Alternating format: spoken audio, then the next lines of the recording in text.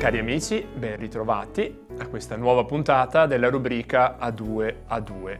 E proprio due saranno i testimoni della puntata di oggi. Ovviamente parliamo di due sposi. Ci accompagneranno due giovani, Elena Sonego e Carlo Baggio di Colle Umberto, una giovane coppia in attesa anche di un figlio.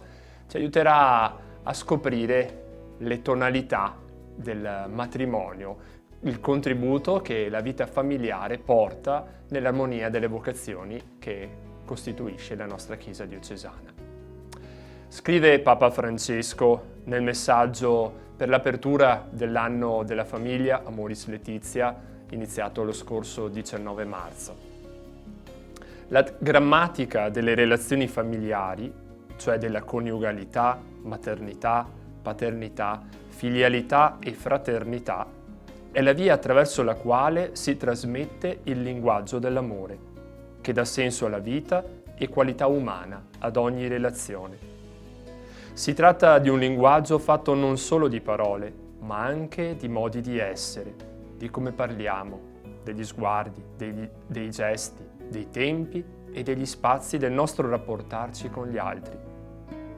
Gli sposi lo sanno bene, i genitori e i figli lo imparano quotidianamente a questa scuola dell'amore che è la famiglia.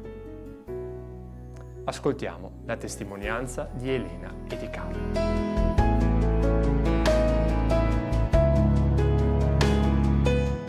Ciao a tutti! Ciao! Siamo Elena E Carlo? e siamo sposati. E io sono educatrice musicale e musicoterapista e ho 26 anni. Io faccio l'avvocato, ho 33 anni. Ci siamo sposati dal 26 agosto 2018. Quindi 2 anni e mezzo. Tanto per essere precisi. E attendiamo una nuova creatura che sta per nascere. Come vedete in sovraimpressione. Fra una decina di giorni.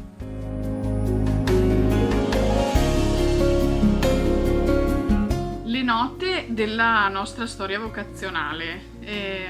Prima di condividere la vita, eravamo da soli, ecco, diciamo, quindi partiamo un po' dalle note personali. Per me sicuramente la prima che mi viene in mente è la famiglia in cui sono cresciuta, una famiglia, diciamo, numerosa e al cui centro c'è sempre stato il matrimonio e in particolare la coppia. Quindi questo per me è stato sempre molto significativo e ha segnato tante delle mie scelte. Poi sicuramente anche il prendermi cura dei più piccoli, a partire dalla parrocchia, poi in associazione cattolica, a livello anche diocesano e poi anche nel lavoro, perché sono solitamente a contatto con i bambini, quindi anche questo un po' mi riportava a quello che sarebbe stata la mia vocazione per la vita, no? E in tutto questo chiaramente c'è sempre stata la mano di Dio, la fede, la ricerca della fede, comunque una ricerca anche di ascolto di quello a cui il Signore mi chiamava. Non è stato sempre facile, anzi, però è stato sempre felice quando sono riuscita a scegliere quello che sentivo, a cui il Signore mi chiamava.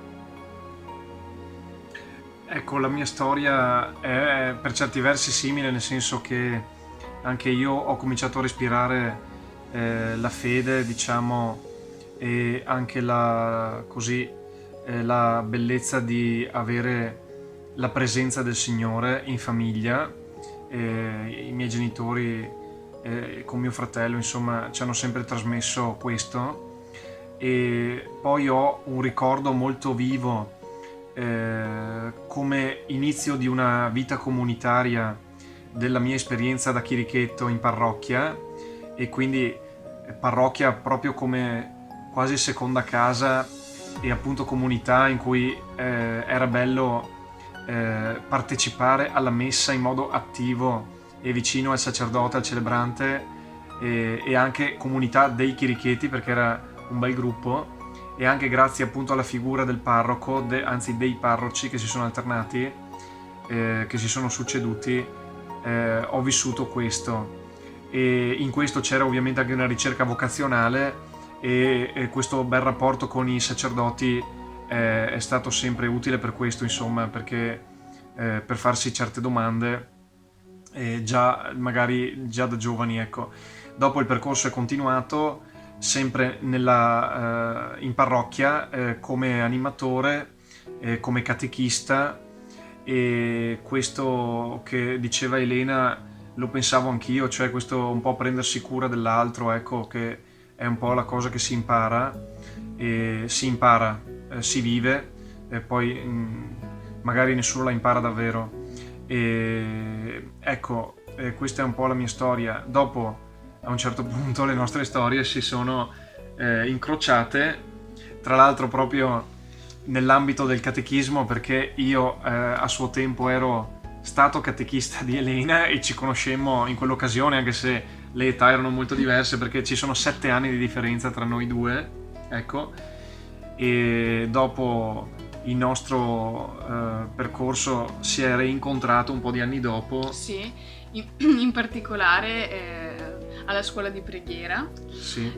Che quindi ci ha un po' fatti rincontrare, insomma, in veste diversa, e poi non ultima nota, Sarmeola, a Sarmeola, all'Opera della Provvidenza di Sant'Antonio, sì. in cui abbiamo partecipato, insomma, ad un ultimo Io sul suo dell'anno. invito. Sì. E questa esperienza di servizio ci ha proprio fatti riscoprire, ed è stato lì probabilmente che abbiamo sentito, anche se all'inizio inconsciamente, qual era effettivamente la nostra vocazione fondamentale e con chi dovevamo condividerla e viverla.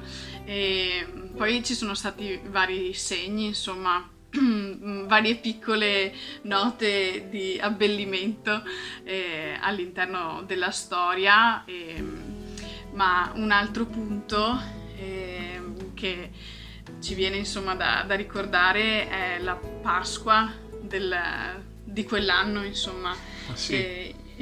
Sì, perché la nostra storia è un po' nata proprio nel triduo pasquale, nel senso che in quei giorni io mi sono fatto avanti nei confronti di Elena, non perché l'avessi programmato, ma perché è capitato, e quindi ci siamo trovati a vivere proprio il triduo e la Pasqua in particolare, proprio diciamo fidanzandoci di lì a poco, ecco. Quindi è nato la nostra storia, un po' nata con la Pasqua, ce l'abbiamo ben viva come ricordo quella Pasqua, ecco, del 2015. Mi ricordo, pensavo che non mi ricordassi.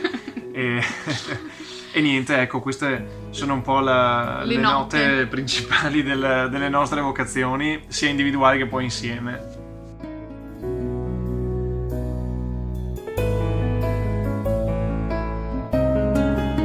Nell'orchestra delle vocazioni ci siamo individuati come una coppia di fiati, un po' per il significato, insomma, del fiato come soffio dello spirito che è sempre presente, e la coppia di strumenti perché a seconda della partitura suona insieme, all'unisono, a due voci, oppure in momenti diversi.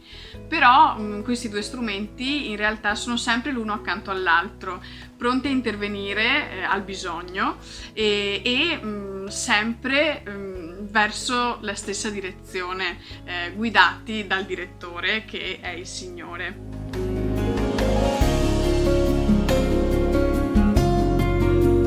Canzoni preferite ne abbiamo scelte due, una un po' più di fede e l'altra, diciamo, più laica. Ecco, sì.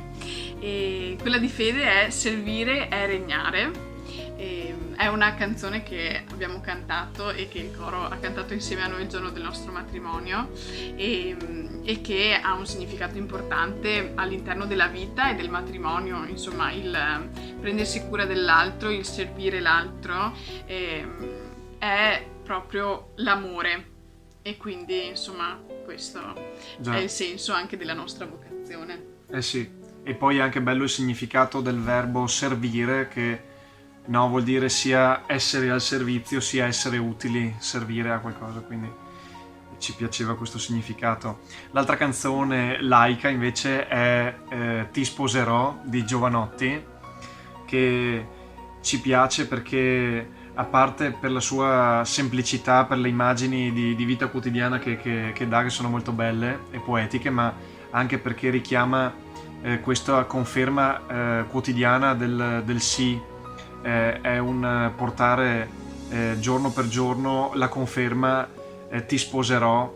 Vi consigliamo di ascoltarla, e così c'è questa conferma della scelta vocazionale giorno per giorno, ecco.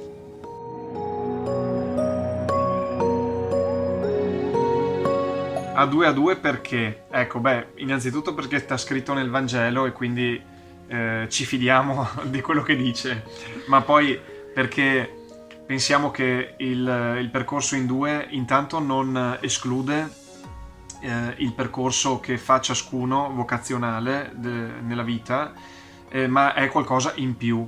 Quindi nel nostro caso poi il matrimonio, la coppia, quindi questa scelta per la vita, di condividere la vita, è una cosa che si aggiunge al percorso di ciascuno di noi e crea qualcosa di più, appunto. E quindi il portare dentro la coppia ciascuno la sua vocazione al servizio reciproco dell'altro, appunto, e anche il portare qualcosa in più fuori della coppia, e quindi essere, diciamo, un 1 più 1 che fa 3, ovviamente, dove qui c'è il Signore che fa, come dire, moltiplica i pani e i pesci. Nel nostro caso moltiplica un po' il nostro impegno come coppia, ecco.